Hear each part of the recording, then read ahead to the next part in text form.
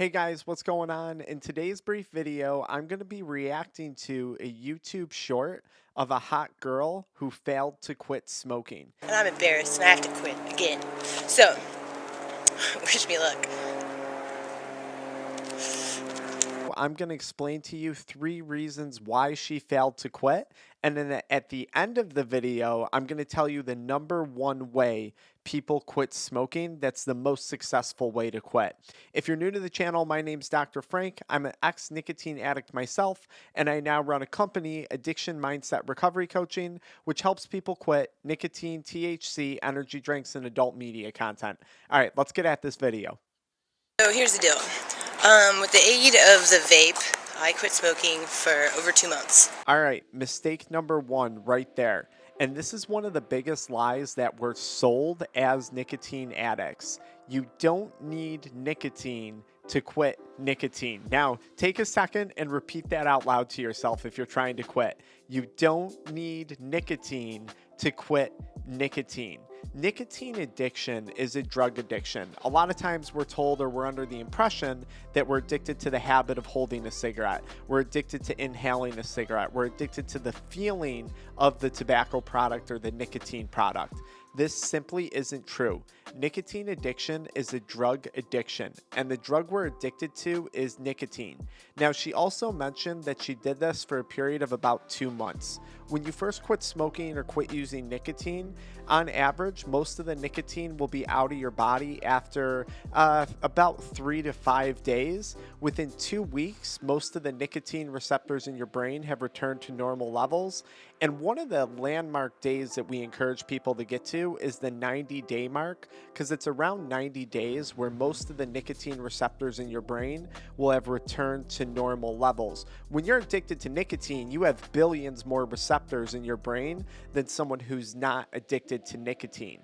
And this is why when you're quitting smoking or any nicotine product, it's so important that you stay away from nicotine. The longer you continue to consume nicotine in the form of a vape, in the form of a pouch or a Nicorette gum, the longer you're keeping those nicotine receptors alive, the harder it's going to be to quit.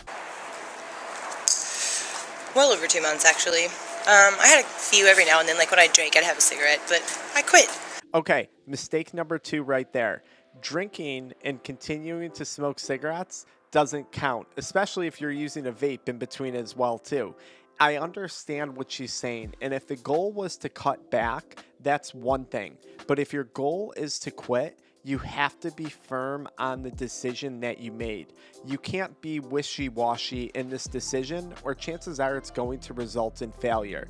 Drinking and smoking cigarettes counts, because if your brain is already making up excuses, oh, I'm going to smoke when I drink, I'm going to smoke in my car, I'm going to smoke when I'm stressed, whatever the situation may be, it's only going to be a matter of time until you're smoking all day long again, non-stop. So right here, I would pause and say, big mistake #2, you never actually quit. And for someone in this situation, and I've been in this person's situation before, this is particularly dangerous because now this person is feeling defeated, saying, oh my God, I tried to quit. It's so hard. It's impossible, as we're going to see her kind of talk about a little bit later in this video. Here I am again, trying again. When in reality, she never actually gave quitting a solid attempt. So I just said I was going to have a square, and my boss was like, wait, what? And anytime I'm around people who don't know that I'm smoking again, I find myself not wanting to tell them and avoiding smoking around them. So it's one of those things where I'm like, why am I smoking? I hate it. It's disgusting. It's delicious. Right there, she mumbled, it's delicious. She said, why am I smoking? It's disgusting. And then she goes, it's delicious. And that's a major problem, because right here we see her holding on to one of the perceived benefits of smoking. Now, we all have different perceived benefits when it comes to nicotine addiction. We might think it helps to alleviate stress. We might think it helps to alleviate boredom. We might be under the impression that it tastes good. All of these things are lies that addictive voice in our brain is telling us.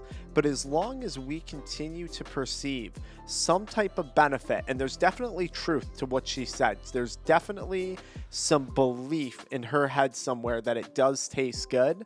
As long as we hold on to those benefits, it's going to make quitting extremely challenging and a very, very, very painful process.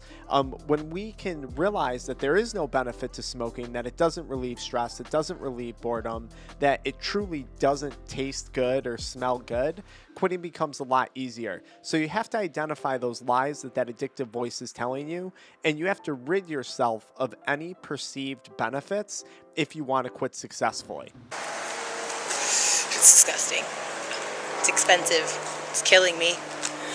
One of the things here too, we know the reasons why we should quit. It's costing money. It's bad for my health.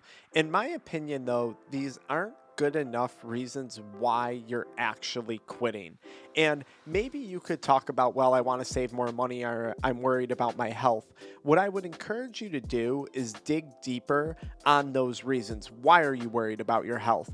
What is it you could be doing with that money? Perhaps is saving it to land yourself in a different type of job so you have a savings and a cushion to break that bridge from when you quit one job and go to another job. What is it about your health that you value? Do you not want to spend time in a doctor's office? What would time in a hospital look like? What about the copays that are adding up?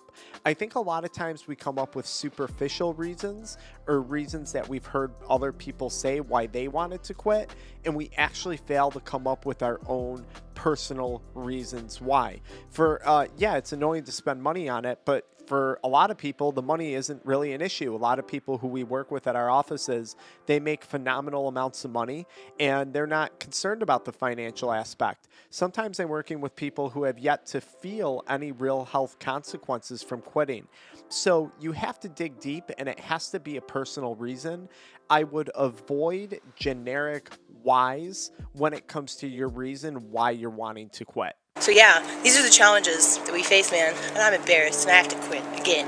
So, wish me luck.